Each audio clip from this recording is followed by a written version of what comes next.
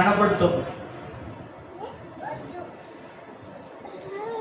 నీ వాక్యము నెమరు వేస్తే ఆత్మీయంగా బలం పొందుకొని ఏ బలహీనత కూడా నీలో ఎవరికి కనిపించదు. కారణం ఏంటంటే నిన్ను బలహీనపరిచే దానిని జయించడానికి నీవు నెమరు వేస్తా ఉన్నావు. నీలో ఉన్న వ్యాధికి, నీలో ఉన్న రోగానికి, నీలో ఉన్న సమస్యకి తగిన మెడిసిన్ని, తగిన ఔషధాన్ని నువ్వేం చేస్తున్నావు అంటే ఏం చేస్తున్నావు? అప్లై చేసుకుంటున్నావు. నువ్వు అప్లై చేసుకుంటున్నావు.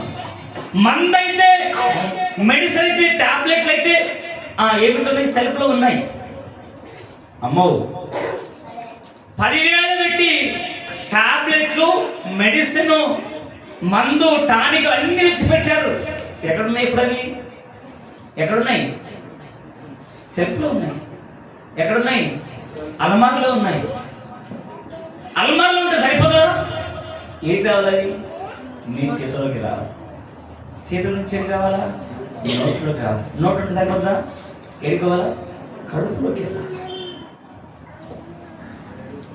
ఈరోజు ప్రతి క్రైస్తవుని జీవితంలో జరుగుతున్నది ఏంటంటే అనేకుల దగ్గర నవ్వుల పాలు, అనేకుల దగ్గర ఓడిపోయే స్థితులు, అనేకుల దగ్గర తల వంచుకునే పరిస్థితులు, అనేకుల ఎదుట నీవు హేళనాస్పదంగా మారిపోవడానికి కారణం ఏంటంటే నువ్వు నెమరు వేయట్లేదు కాబట్టి. నువ్వు నెమరు వేయట్లేదు కాబట్టి నీకు నీవే నాకేం తక్కువ అని నీకు నీవే హెచ్చించుకుంటున్నావు, జ్ఞానం అనుకుంటున్నావు. ఒక మాట దేవుని వాక్యంలో ఒక మాట ఉంది, ఏంటంటే చదువుతాం. ప్రసంగి గ్రంథము 7వ అధ్యాయము చదవండి. 7వ అధ్యాయము 16వ వచనం చదవండి. అధికముగా ఏమంటుంది? అధికముగా నీతిమంతుడవై ఉండకము, అధికముగా జ్ఞానివై. హల్లెలూయా. అధికముగా జ్ఞానివై ఏమంటున్నాడు? ఏమంటున్నామా? అధికముగా జ్ఞానివి కాకుము. హల్లెలూయా. నేను చెప్తున్నా ఒక మాట సార్. నిన్ను నీవేలా నాశనము చేసుకొందువు. నేను చెప్తున్నా మాట. అధిక జ్ఞానముగా కలిగి ఉంటే ఏమైందంట? నిన్ను నీవే నాశనం చేసుకుంటావు.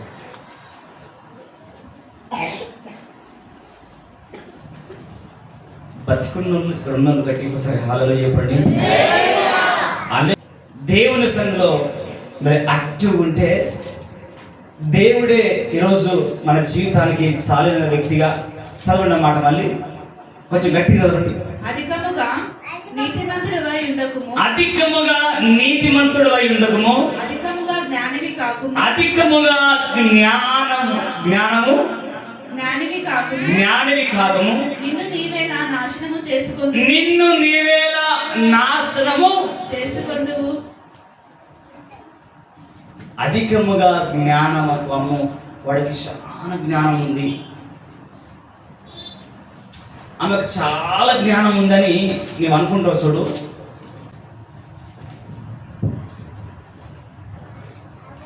హల్లెలూయా. అధికముగా జ్ఞానము కలిగిన వాడు ఇలా అనుకుంటాడు. ఏమన్నంటే నేను అనుకుంటాడు. ఏమంటాడు చెప్పండి?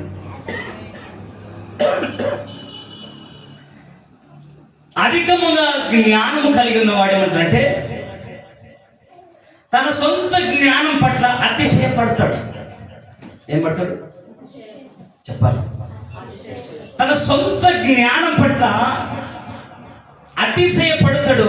అంతేకాదు, నేను అతిశయపడుతున్నాని హెచ్చరిక అనేకులతో హెచ్చరిస్తాడు, నేను జ్ఞానిని, నీవు జ్ఞానహీనుడు. దేవుని వాక్యం ఇక్కడ ఏమి చెబుతుందంటే, ఇదిగో సొంత జ్ఞానం పట్ల అతిశయపడకదని ఈ మాటను హెచ్చరిస్తుంది. దీన్ని బట్టి అర్థం ఏంటంటే, జ్ఞానాన్ని సంపాదించవద్దని కాదు, కానీ నేనే అది అందరికంటే తెలివైన వాడిని అనే అహంకారం ప్రమాదకరం అని చెబుతుంది. హల్లెలూయా, హలో, ఏమని చెప్తుంది? నా మాట అయితే దీని అర్థం ఏంటంటే, నేనే అందరికంటే తెలివైన వాడిని అనే అహంకారము ఆ ప్రమాదకరమని తెలియజేస్తా ఉంది ఇక్కడ చాలా క్లుప్తంగా. దీనికి అర్థము జ్ఞానాన్ని సంపాదించవద్దని కాదు, కానీ నేనే అందరికంటే తెలివైన వారిని అనే అహంకారము ఏమొస్తుందంట? అందరికంటే, అమ్మా వినండి, నీవు ఉపయోగపడుతుంది, నీ భర్త దగ్గర ఉపయోగపడుతుంది, నీ భార్య దగ్గర ఉపయోగపడుతుంది. కూర్చో, ఇది చూడండి, నీ పిల్లల దగ్గర ఉపయోగపడుతుంది. ఎటుపోయినా ఈ వాక్యము అధికముగా జ్ఞానవంతుడు అని నీవు అనుకుంటే, నాకంటే తెలివిపరులు, నాకంటే జ్ఞానవంతులు ఎవరు లేరు, నేనే అని, అందరికంటే తెలివైన వాడిని నేనే అనే అహంకారము మనిషికి ప్రారంభించగలదు. పడిపోవటం ముందు ఏం నడుస్తుంది? నాశనానికి ముందు ఏం నడుస్తుంది? పడిపోవటం ముందు ఏం నడుస్తుంది? అది నాశనానికి ముందు ఏం నడుస్తుంది? గర్వం. గర్వము దేనికి మూలము? వినండి, హలో, కొంచెం ఎఫెక్ట్ తగ్గించిన. హల్లెలూయా. ఏం చెప్తుంది? గర్వము దేనికి నడిపిస్తుందట? నాశనానికి.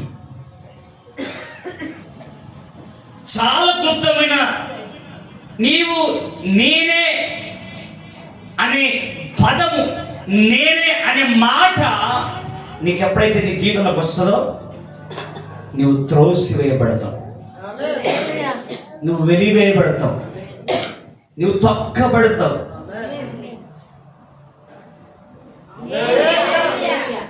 నాకంటే ఎవరు తెలియదు, మా ఆయనకు అస్సలు తెలియలేదు, నాకంటే ఎవరు తెలియదు, మా భార్యకు అస్సలే తెలియలేదు అని అన్నాం అనుకో, త్రోసివేయబడతావు, తొక్కివేయబడతావు.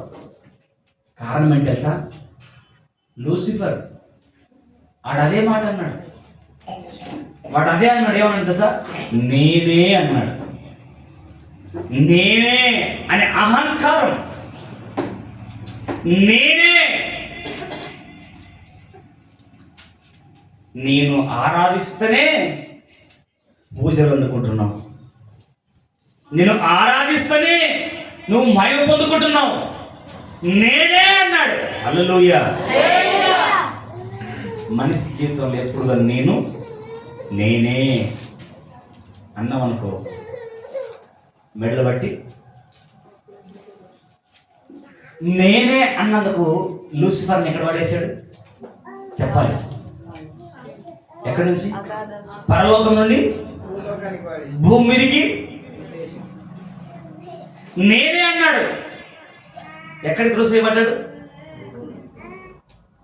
భూమి మీదికి, క్రింది స్థాయికి తొక్కివేయబడ్డాడు, కింది స్థాయికి త్రోసివేయబడ్డాడు.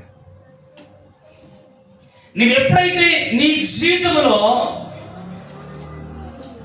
నాకంటే జ్ఞానవంతుడు ఎవరు, నాకంటే తెలివిపరుడు ఎవరు, నాకంటే గొప్పవాడు ఎవరు అని నువ్వు అనుకున్న రోజు నీకు పతనం స్టార్ట్ అవుతుంది. ఒక మాట ఉంది, చదువుదాం, ఒక మాట చదువుదాం.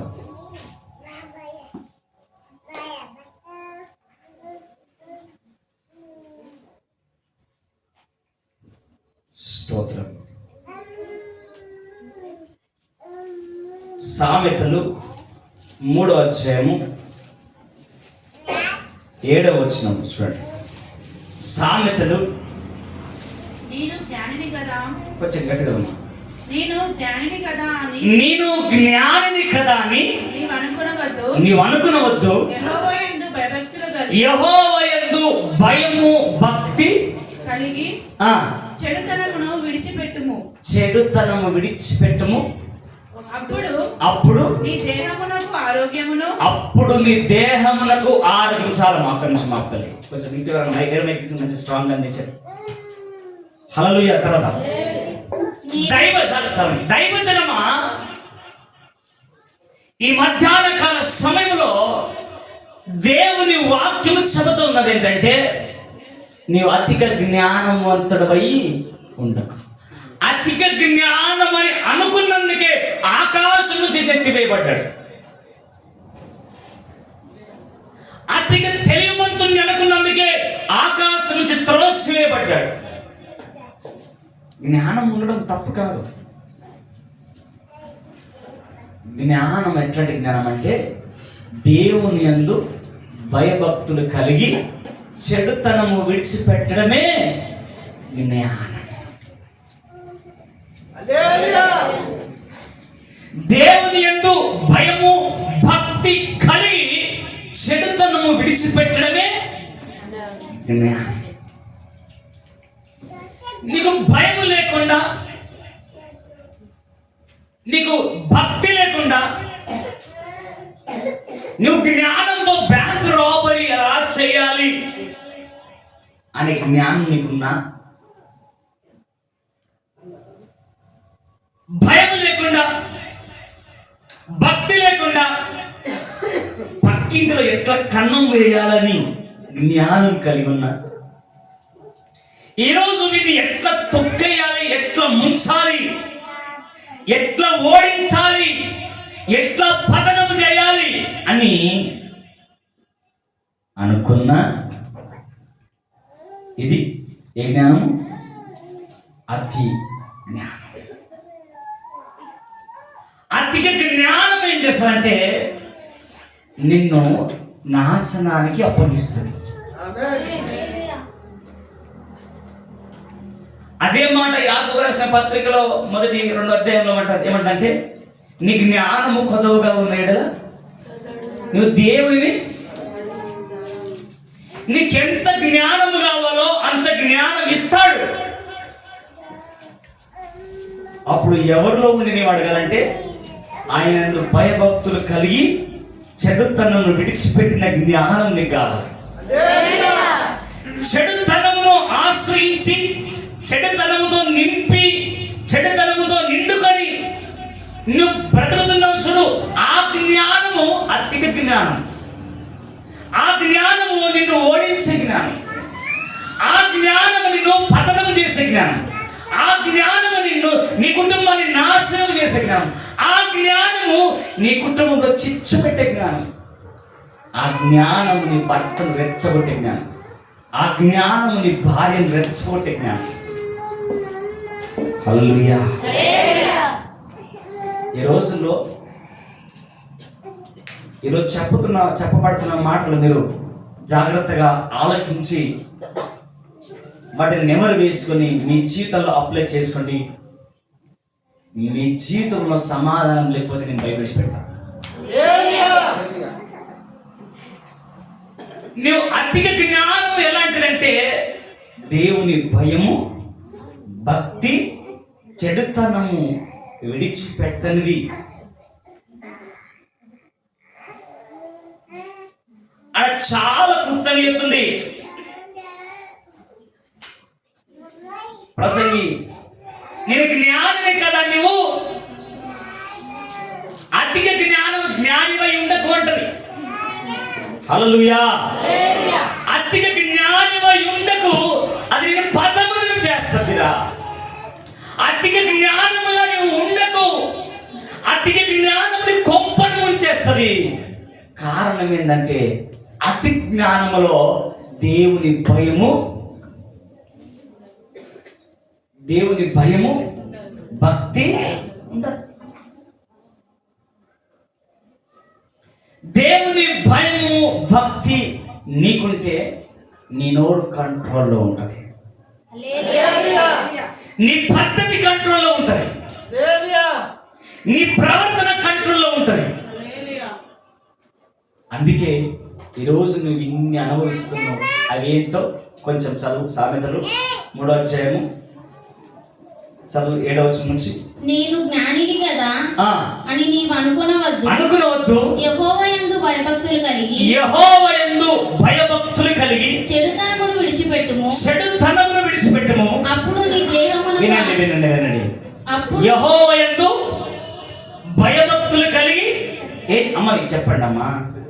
దేవుని యందు భయము భక్తి కలిగి ఏం విడిచిపెట్టాలంట?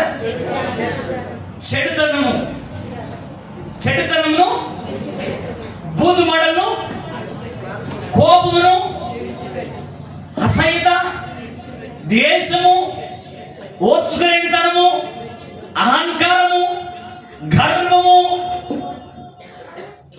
అనేకమైన ఆ మాట చదువుతుంది.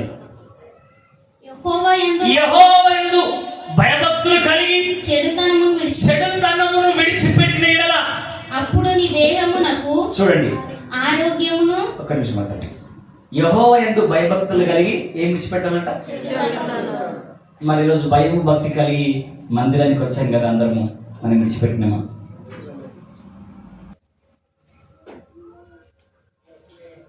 యెహోవాయందు భయము భక్తి కలిగి చెడుతనమును విడిచిపెడతానంట.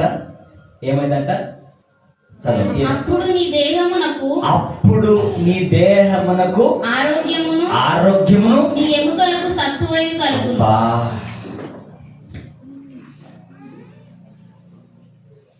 అప్పుడు నీ దేహానికి ఆరోగ్యమును నీ ఎముకలకు. ఎందుకు నీకు ఆరోగ్యం వెంటాడుతుంది? ఎందుకు నీకు అనారోగ్యం వెంటాడుతుంది?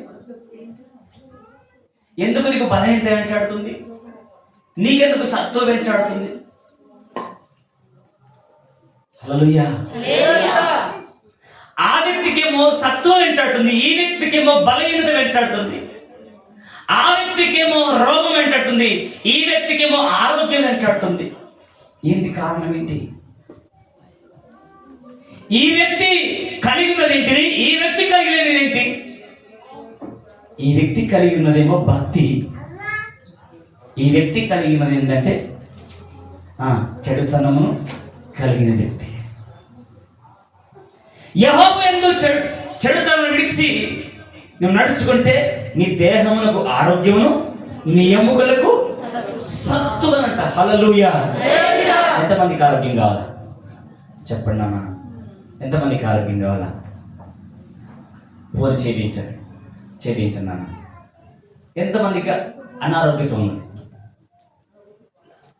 ఇప్పుడు లేబర్ అమ్మో, నేను లేతే ఆయన అమ్మో. ఎంతమందికి అనారోగ్యత ఉన్నది? 1 2. అంటే అనారోగ్యత అంటే ఏమంటారు?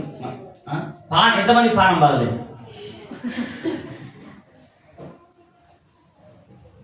మరి ఎవరికి అనారోగ్యం ఉన్నదని అడిగితే ఎవరు చేయలేకపోతారు? పానం ఎంతమందికి బాగలేదని అడిగానికి. ఎంతమందికి అప్పుడప్పుడు వ్యాధులు సమస్యలు వస్తున్నాయి? చేయలేదు. మాకు ఏ రోగం రావట్లేదు, ఏ వ్యాధి రావట్లేదు, మంచి ఆరోగ్యం ఉన్నాం అన్న వాళ్ళు స్తోత్రం చెప్పండి. మాకు ఏ రోగం రావట్లేదు, ఏ వ్యాధి రావట్లేదు, మంచి ఆరోగ్యంగా ఉన్నాం అన్న వాళ్ళు చేయండి పైకెత్తండి. 1 2 3 అంతే 4. హల్లెలూయా. ఈరోజు నిజం చెప్తున్నా, ఈ మాటలు కనుక నీ వింటే ఖచ్చితంగా నీ స్థితి మారబోతుంది, నీ పరిస్థితి మారబోతుంది. నీ దేహమునకు ఆరోగ్యమును, నీ ఎముకలకు సత్వమును కలుగుతుంది. ఎప్పుడు? చెడుతనం విడిచిపెట్టినప్పుడు అంట. దేవుని యందు భయము భక్తి కలిగి చెడుతనమును విడిచిపెట్టినప్పుడు నీ దేహమునకు ఆరోగ్యమును, చదువు, నీ ఎముకలకు సత్తువును కలుగును. కలుగును. నీ రాబడి అంతటిలో అమ్మ వినండి, నీ రాబడి అంతట్లో ప్రథమ ఫలము చదువు. ప్రథమ ఫలమును నీ ఆస్తిలో భాగమును యెహోవాను గణపరచుము. ఇచ్చి యెహోవాను గణపరచు. అప్పుడు నీ కొట్లలో ధాన్యము ఉంటుందంట. హల్లెలూయా. ఎందుకు నీకు దారిద్ర్యం వెంటాడుతుంది? ఎందుకు నీకు లేమి వెంటాడుతుంది? ఎందుకు కొరత వెంటాడుతుంది? ఆ మాట చదువు.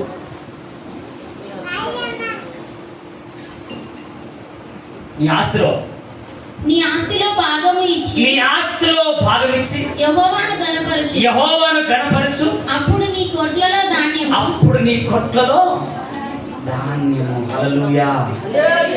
సంగమా, ఈరోజు ఎందుకు నువ్వు కొరతతో, దారిద్ర్యంతో, లేక దరిద్రమైన జీవితాన్ని అనుభవిస్తూ ఎందుకో ఈరోజు మనము ఇతరులకు చేయి చాపుతున్నామంటే మొదటిగా ఒకటేంటంటే చెడుతనమును విడిచిపెట్టలేదు. రెండోది యెహోవా యందు భయభక్తులు కలిగి చెడుతనం విడిచిపెడితే మొదటికి ఏమొస్తుందంట? ఆరోగ్యం ఉంటుంది కదమ్మా, నువ్వు పని చేసుకుని కష్టపడేది. నీకు ఆరోగ్యము కలిగితేనే కదా నువ్వు జాబ్ చేసేది. నీకు ఆరోగ్యము కలిగితేనే కదా నువ్వు పొలంలో పని చేసేది. నీకు ఆరోగ్యం కలిగితేనే కదా నీ ఇంట్లో పని చేసుకునేది. నీ ఇంట్లో నువ్వు పని చేసుకోకుండా నీకు అనారోగ్యం నిన్ను వెంటాడుతుంటే ఏమి విడిచిపెట్టలేదు? ఏమి విడిచిపెట్టలే? చెడుతనం విడిచిపెట్టలే. పాడు పనులు విడిచిపెట్టలే. పాడు బుద్ధులు మానుకోలే. పాడు అలవాట్లు మానుకోలే. పాడు చేష్టలు మానుకోలే. ఇవన్నీ ఏమి మానుకున్నాడు? యేసు రక్తమే జయము 3 సార్లు మునిగి తేలుతాడు. యేసు రక్తమే జయము మునుగుతావు, తేలుతావు. ఏమన్నా అంటే నేను బాప్తిసం తీసుకున్నా, బల్లలో చేస్తున్నా. ఎవరికి కావాలి నీ బాప్తిసం? ఎవరికి కావాలని చెయ్యి. కావాల్సిందేంటి? భక్తి. కావాల్సిందేంటి? చెడుతనం విడిచిపెట్టాలి. నువ్వు చెడుతనం విడిచిపెట్టి భక్తి చేయి. బల్లలో చేయిస్తే నీకు ఆశీర్వాదం. బాప్తిసం తీసుకుంటే నీకు ఆశీర్వాదం. నువ్వు చెడుతనం విడిచిపెట్టకుండా, నువ్వు భక్తిగా లేకుండా నీవెన్ని బల్లలు చేయవేసినా బలహీనమైపోతావు. ఈరోజు నేను చెప్తున్నాను ఈ మాటలు.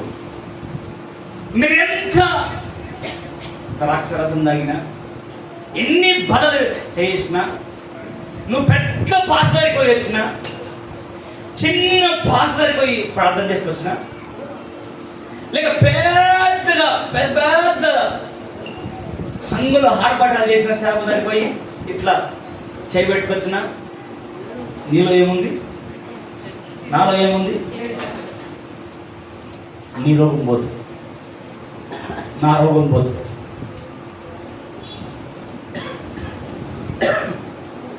హల్లెలూయా. నీ రోగం పోదు, నా రోగం పోదు. కారణం ఏంటంటే ఏం విడిచిపెట్టలేదు? చెడుతనం విడిచిపెట్టట్లేదు, కానీ రోగం పోవాలని కూర్చున్నాం. చెడుతనం విడిచిపెట్టట్లేదు, కానీ సమస్య పోవాలని కూర్చున్నాం. చెడుతనం విడిచిపెట్టలేదు, కానీ కుటుంబం కట్టబడాలని కూర్చున్నాం. చెడుతనం విడిచిపెట్టలేదు, కానీ సమాధానం కావాలని కూర్చున్నాం. ఎలా సాధ్యమని? హల్లెలూయా. ఎలా సాధ్యమది?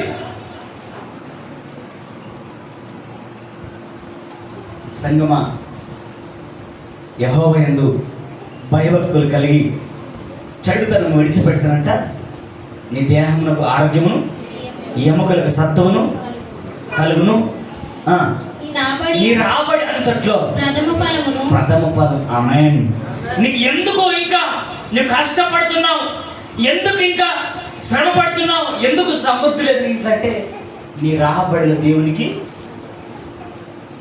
ప్రథమ శ్రేష్టమైంది, మొదటిది.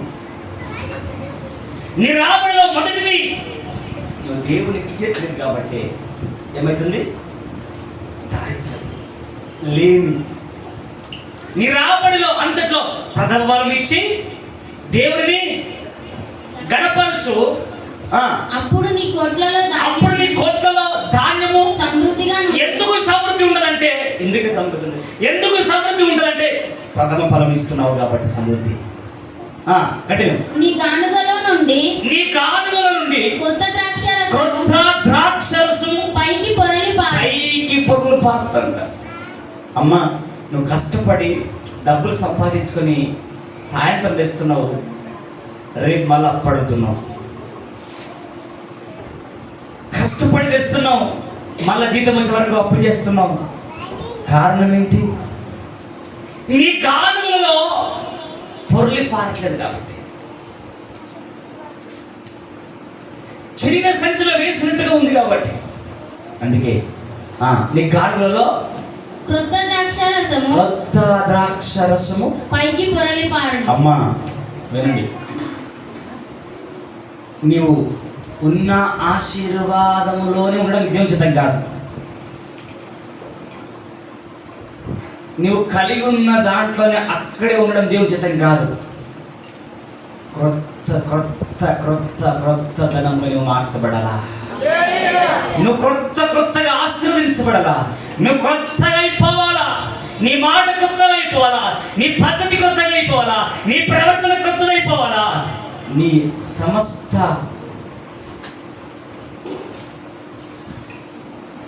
ఏంది, నీ సమస్త నీ చుట్టంతా నీ సమస్త ప్రాకారాలన్నీ కొత్తదిగా మారిపోవాలా. హల్లెలూయా. నా కుమారుడా యెహోవా శిక్షను తృణీకరింపవద్దు. హలో అక్కో, అమ్మా, నా కుమారుడా అంటుంది. ఏమంటుంది?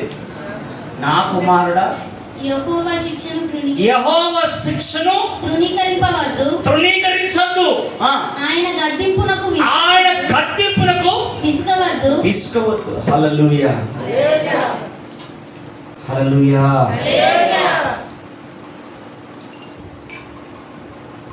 సంగమా, నేను చెప్తున్న మాట మీరు జాగ్రత్తగా ఆలకించండి. చదవన్న మాట రిపీట్ చేయమని. నా కుమారుడా యెహోవా శిక్షను తృణీకరించుము. ఆయన గద్దింపునకు నువ్వు విసుగొద్దు. తన తండ్రికి ఇష్టడైన కుమారుని గద్దించు రీతిగా యెహోవా తాను ప్రేమించు వారిని గద్దించును. గట్టిగా చప్పట్లు కొడదాం. యవనస్తులారా, అక్కలారా, అమ్మో, పిల్లలు వినండి. ఆ మాట చదువు. తండ్రి తనకు ఇష్టడైన కుమారుని గద్దించు రీతిగా యెహోవా తాను.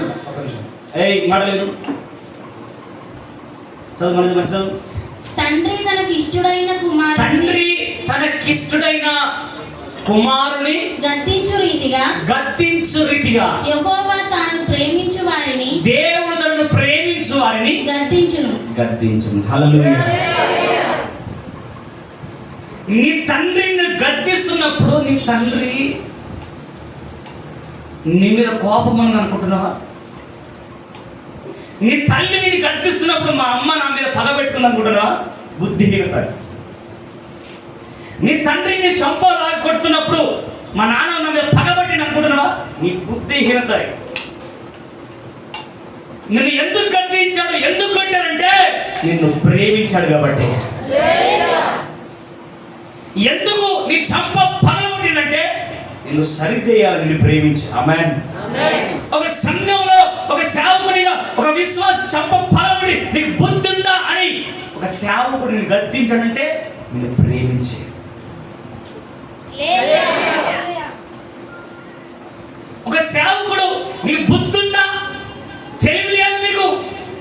అని నేను గద్దిస్తున్నాడంటే ఏం చేస్తున్నట్టు ఆయన? ఏం చేస్తున్నట్టు? ఎవరిని గద్దించే వ్యక్తి. అమ్మా, నిన్ను గద్దించట్లేదంటే దేవుని ప్రేమలో నువ్వు లేవు. నిన్ను దేవుడు గద్దించట్లేదంటే, దైవజనుడు గద్దించట్లేదంటే నువ్వు దేవుని ప్రేమలో లేవు. నీ తండ్రి నిన్ను గద్దించట్లంటే నీ తండ్రి నిన్ను ప్రేమించట్లేదు. నీ తల్లి నిన్ను గద్దించట్లంటే నీ తల్లి నిన్ను ప్రేమించట్లేదు. నీ పతనాన్ని కోరుకుంటుంది. నీ పతనాన్ని కోరుకుంటున్నాడు. ఎప్పుడైతే తనకిష్టుడైన కుమారుని, ఎప్పుడు ఏ తండ్రి కూడా తప్పు చేసే భుజాల మీద ఎక్కించుకోడు. సోమరిని మొద్దుని చేయడు. చంప వలగొట్టి, ఈపులు వలగొట్టి, పళ్ళు రాలగొట్టి పని మీద పెడతాడు. ఎందుకు తెలుసా? నా కొడుకు రేపటి నాటికి గొప్పవాడు కావాలి. నా కుమారుడు రేపటికి ప్రయోజకుడు కావాలి. రేపటి నాటికి నా కుమారుని బట్టి ఎవరు కూడా సులకనగా నా కుమారుడు తల వంచుకొని తిరగద్దు. నా కొడుకు, నా కూతురు తలెత్తుకొని తిరగాలని తండ్రి ప్రయాసం. కక్ష కాదు, కోపము కాదు, అది ప్రేమను దాచుకొని పైకి నటిస్తున్న కోపం మాత్రమే.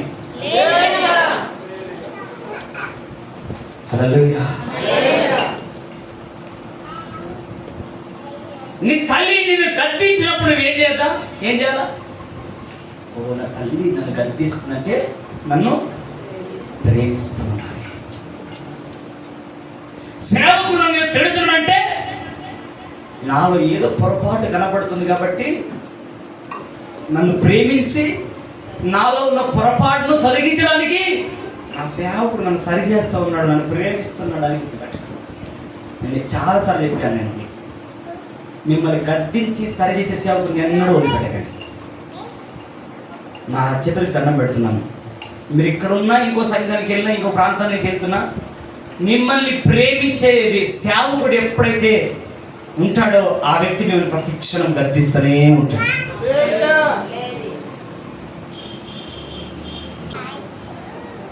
మీ సేవకుడు గద్దిస్తున్నాడా?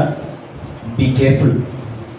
నేను ఎంత గద్దిస్తానో అంతగా ప్రేమిస్తున్నాను. చెబుతాడు, ఎంతగా నేను గద్దించట్లేదో అంతగా దేవుడు సేవకుడిని ప్రేమించట్లేదు. నా ఆత్మీయ తల్లి నీకు తెలియదు. ఇప్పుడు మేము 100 మందికి నేను 70 బోధించి నన్ను నిలువుగా కడిగేస్తాను. ప్రతి క్షణం పెంచు మీద పేలలేనట్టు, ప్రతి నిమిషము నా ఆత్మీయ తల్లిదండ్రులు ప్రతి క్షణము కర్ర పట్టుకుంటారు. ఆత్మీయ కర్ర. ఏది సంగతి అంతే. ఒకవేళ నా అది కాదు బేట, అదా బేట, ఇలా బేట అని అన్నారనుకో, మా మమ్మీ ఏమంటే, మా డాడీ ఏమంటే, మా పాస్టర్ గారు ఏమంటే, మా పాస్టర్ అమ్మంటే, నేను మంచోని. ఏ మంచోని? నేనే మంచోని. నిన్నే నెట్టేస్తాడు వాడికి. ఇక్కడికి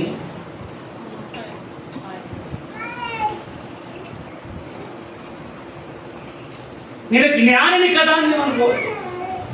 అధిక జ్ఞానవంతుడై ఉండకు. అధిక జ్ఞానం ఏం చేస్తుంది అంటే ఆరోగ్యం ఓడగొడుతుంది, సత్తువను ఓడగొడుతుంది, నీకు రాబడిని ఓడగొడుతుంది, క్రొత్త ద్రాక్షరసము పోగొడుతుంది, దేవుని గద్దింపునకు దూరం చేస్తుంది. చదువుతాను. జ్ఞానము సంపాదించిన వాడు ధన్యుడు, వివేచన కలిగిన నరుడు ధన్యుడు. జ్ఞానము సంపాదించిన నరుడు ధన్యుడు, వివేకము కలిగిన నరుడు ధన్యుడు. వెండి సంపాదించుట కంటే జ్ఞానము సంపాదించుట మేలు, ఏమ్మా జ్ఞానం ఏం సంపాదించట కంటే, వెండి సంపాదించట కంటే జ్ఞానం సంపాదించడం మేలు. నువ్వు కింటల్ వెండి సంపాదించి జ్ఞానం లేకపోతే బయట పెడతావు రోడ్డు మీద. కింటల్ వెండి సంపాదించి జ్ఞానం లేకపోతే దొంగ చేతిలో పెడతావు. ఈ నువ్వు చెప్ప మళ్ళీ వస్తాను అని వచ్చినప్పుడు చెప్పు. హల్లెలూయా. ఎంత వెండి ఉన్నా, ఎంత బంగారం ఉన్నా, జ్ఞానం లేకపోతే వాళ్ళు ఎవరు తెలియదు. ఏమంటావు? అన్న అక్క గీన్నె ఉండవా, నేను ఇట్లా వేస్తా అంటావు. సరే శల్య, సరే అన్న తమ్మి బాగుంటాడు, వచ్చేవారికి ఛాన్స్ తన్ని చెప్పాడు. ఏం లేక జ్ఞానమే కనుక నీకుంటే, అమ్మ ఇది ఎవడో తెలియదు నాకు, వీడు ఎక్కడో నాకు తెలియదు, మీకు ఎలా నమ్మలేదు? వాస్తవమా అవాస్తవమా? ఇది నిజమా అబద్ధమా?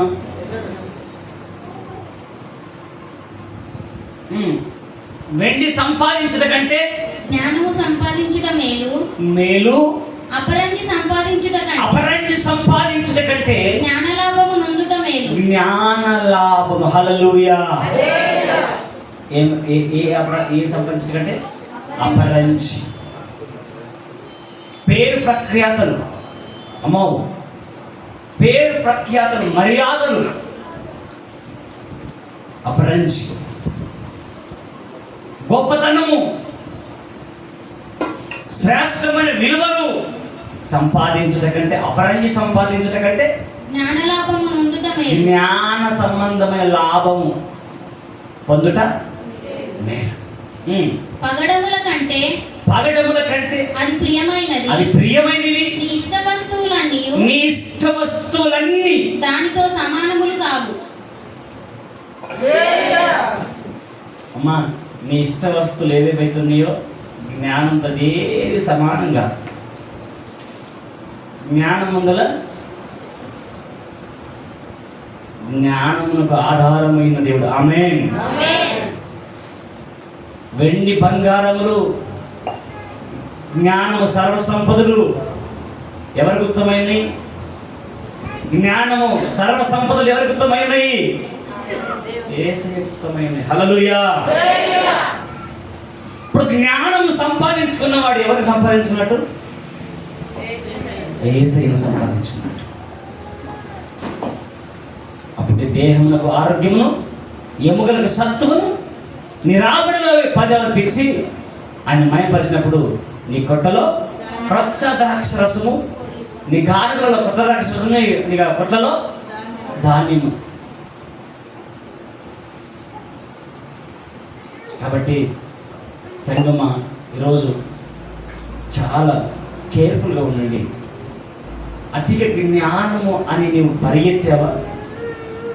జ్ఞానం మంచిదే, కానీ దేవుని యందు భయము భక్తి లేకుండా నువ్వు చేసే జ్ఞానం మంచిది కాదని చెప్తున్నాను. జ్ఞానం మంచిదే, ఆ జ్ఞానానికి ఏం తోడు కావాలా? అమ్మా, హల్లెలూయా, హల్లెలూయా. మరి నీ జ్ఞానానికి దేవుని భయము భక్తి తోడ్పడితే ఎంత బాగుంటుంది. నువ్వు కలిగి ఉన్న స్థితికి, నువ్వు కలిగి ఉన్న జ్ఞానానికి, నువ్వు కలిగి ఉన్న పరిస్థితికి దేవుని భయము భక్తి కలిగి ఉంటే ఎంత బాగుంటుంది. అది లేకనే కుటుంబాలు కూలిపోతున్నాయి, అది లేకుండానే కుటుంబాలు చెదిరిపోతున్నాయి, అది లేకుండానే సమస్యలు వచ్చి పడుతున్నాయి. హల్లెలూయా. అందుకే నీవు ఈరోజు నీ జ్ఞానానికి ఏది అవసరం? దేవుని భయము భక్తి చెప్పాలి. నీ జ్ఞానానికి ఏమవసరము? నీ జ్ఞానానికి కొన్ని సందర్భాలు చూస్తాము, వీడి కోతి పనులు ఇంత చేస్తాడు, దేవుడు కూడా వీడిని పట్టుకుంటే కనుక దేవుని కార్యం ఘోరని జరుగుతుందా అనుకుంటాం. అప్పుడప్పుడు జ్ఞానము చాలా ఉంది, ఆ జ్ఞానానికి ఏం లేదు, భయము భక్తి లేదు. ఆ జ్ఞానానికి భయము భక్తి. మరి ఒకరోజు సౌలు మంచి జ్ఞానం ఉంటుంది. ఎవరు? అమ్మ వచ్చి హల్లెలూయా. ఏయ్! సౌలు మంచి జ్ఞానం ఉంటుంది, కానీ సౌలుకు భయము భక్తి అనేది లేకపోయేది.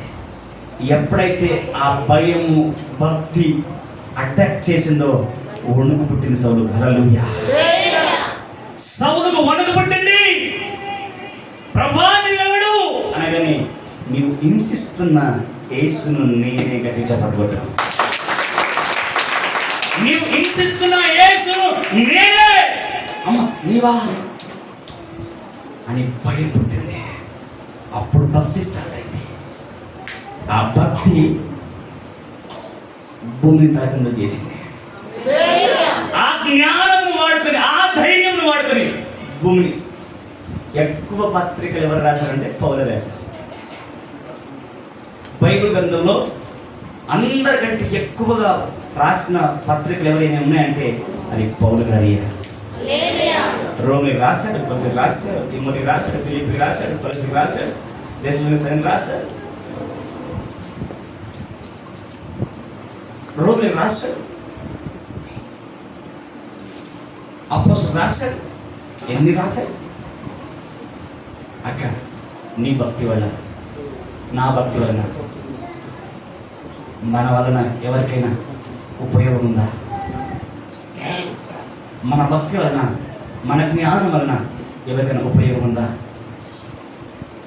ప్లీజ్ ఈ దినం ఒక్కసారి ఆలోచించుకుందాం, ప్రార్థన చేసుకుందాం, కళ్ళు మూసుకొని చేతుల పైకి ఎత్తాం.